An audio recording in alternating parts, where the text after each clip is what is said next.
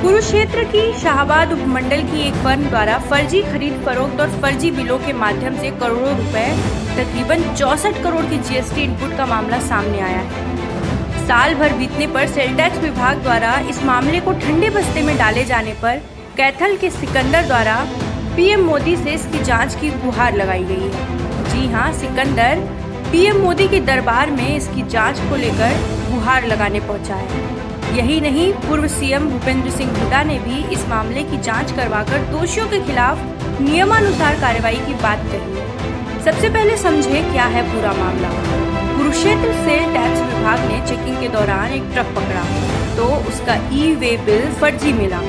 मामले की कड़ियां जोड़ी तो जांच अधिकारी भी चकरा गए क्योंकि इस फर्म के 400 करोड़ के बिल फर्जी मिले, जिसकी बदौलत जीएसटी इनपुट के लगभग 64 करोड़ रुपए फर्म मालिक ने विभाग से मिलकर डकार लिए थे। सेल टैक्स विभाग की जांच रिपोर्ट के कुछ संक्षिप्त अंश इस तरह से है। जिला कुरुक्षेत्र के गांव यानी शाहबाद की एक firm stalwart alliance India private limited ने सरकार को करोड़ों रुपए का जीएसटी टैक्स का चूना लगाया है, जिसकी जांच रिपोर्ट 1 साल से आला अधिकारियों के पास फाइलों में दफन यानी धूल चाट रही है। बावजूद इसके विभाग कोई ठोस कार्यवाही नहीं कर रहा। मोटा घोटाला उजागर होने के बाद भी सेल टैक्स विभाग कुंभकर्णी नींद में क्यों सोया हुआ है, ये प्रश्न अभी भी बना हुआ है। कानून के जानकार बताते हैं कि जीएसटी के तहत नियमों में प्रावधान है कि अगर 2 करोड़ से ऊपर का मामला हो तो प्राथमिकी आवश्यक है। यही नहीं, जानकार यह भी बताते हैं कि नियमों के तहत इसमें 200% जुर्माने का प्रावधान है, लेकिन इस मामले में लगभग 64 करोड़ की घपलेबाजी के बावजूद प्राथमिकी का अता पता नहीं है और जुर्माना तो लगना ही नहीं है। जांच रिपोर्ट के मुताबिक कैथल, दिल्ली, गाजियाबाद व कानपुर में फर्में बनाकर सरकार को चूना लगाया गया।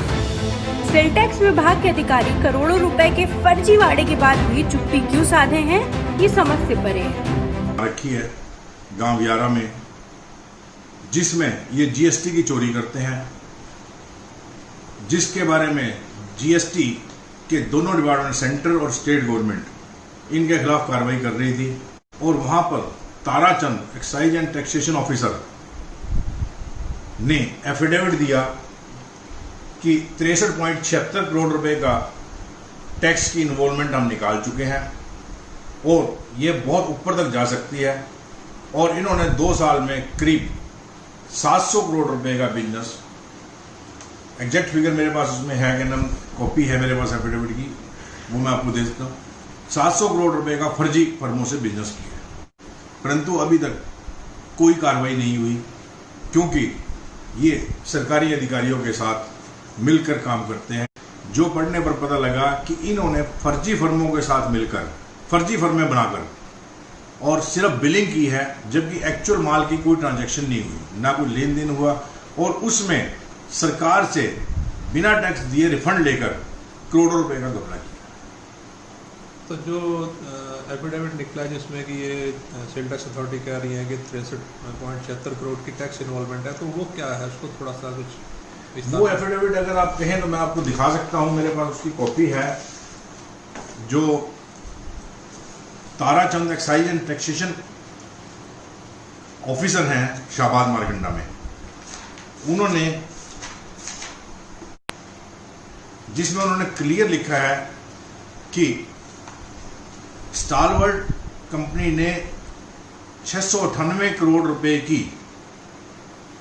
परचेज की है 1/7/2017 से 30/6/2019 तक, जिसमें से 350 करोड़ की फर्जी पाई गई और जो फर्में एग्जिस्ट नहीं करती उनसे पाई गई, जिस पर 63.76 करोड़ रुपए का टैक्स बनता है। और there is great possibility that the quantum of tax evaded may go up. The inspection was ordered by the Joint Commissioner Ambala Range, and now the proper officer of the ward is looking into the case, and action will be taken as per provisions of GST Act and the rules जो भी हैं that will be taken.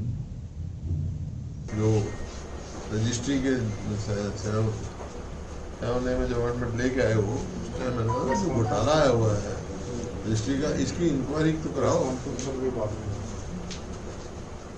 CBI की inquiry करा दो। या किसी sitting जज के द्वारा कर दो या हाउस की कमेटी बना लो, लेकिन जितने घोटाले हुए हैं सब पे इन्होंने पर्दा डालने का काम किया। ये हर उसमें जो भी घोटाला आप उजागर करते हैं तो उठ के ये कहते हैं भाई घोटाला ही कोई नहीं हुआ। ये भी इसके बारे में असेंबली में कहा गया और अब किस प्रकार से घोटाला उभर के आ रहा है। रजिस्ट्री के बारे में भी यही कहा गया। कोरोना की आड़ में जो इस 5-6 महीने में जो घोटाले इन्होंने किए हैं एक के बाद एक,